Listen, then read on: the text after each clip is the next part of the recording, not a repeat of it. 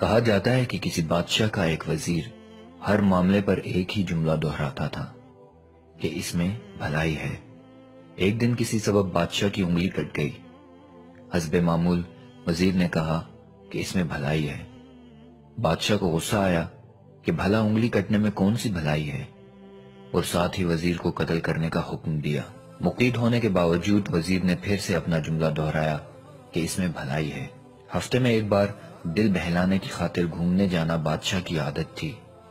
ایک بار بادشاہ کسی ایسی جگہ چلا گیا جہاں بتوں کے پجاری رہتے تھے۔ انہوں نے بادشاہ کو پکڑ لیا اور بتوں کا تقرب حاصل کرنے کی خاطر بادشاہ کو قربان کرنے کی غرض سے پیش کرنا چاہا۔ ذبح کرنے کے وقت دیکھا کہ بادشاہ کی تو انگلی کٹی ہوئی ہے۔ سب نے بتوں کے لیے ناقص قربانی پیش کرنے کو مناسب نہیں سمجھا، اس لیے بادشاہ کو چھوڑ دیا۔ واپس لوٹنے کے بعد بادشاہ فوراً وزیر کے پاس گیا، اسے آزاد کیا، سارا قصہ سنا کر اس سے پوچھا، ان لوگوں سے نجات پانے میں میری کٹی ہوئی انگلی بھلائی ثابت ہوئی، لیکن تمہیں قید و بند کی صحبتیں جھیل کر کون سی بھلائی ملی؟ وزیر نے جواب میں کہا، مجھے یہ بھلائی ملی کہ میں آپ کے ساتھ نہیں گیا، ورنہ آپ کی جگہ مجھے قربانی کی غرض سے ذبح کیا جاتا۔ حقیقتاً سب میں بھلائی ہوتی ہے، اسی طرح ہماری زندگی بھی ہے۔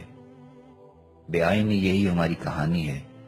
ہماری مثال اس بادشاہ جیسی ہے جسے اگر وزیر جیسا کوئی مل جائے تو غصے، ناراضگی کا اظہار کرتا ہے، لیکن اگر ہمیں اللہ کی حکمتوں کا علم ہو جائے تو ہم اللہ کے حضور ہزاروں سجدے کریں۔ جس تقدیر کو ہم اپنے لیے برا تصور کرتے ہیں، در حقیقت اس میں ہمارے لیے بہت بھلائی ہے۔ اس سے بڑھ کر نعمت کیا ہو سکتی ہے کہ اللہ کی طرف سے ہر نفع و نقصان، آسائش و آزمائش میں ہمارے لیے بھلائی ہوتی ہے۔ رسول اللہ صلی اللہ علیہ وآلہ وسلم کا ارشاد گرامی ہے، مومن کے ہر معاملے پر تعجب ہے، اس کا ہر معاملہ سراپا خیر ہے، اور یہ اعزاز صرف مومن کے لیے ہے۔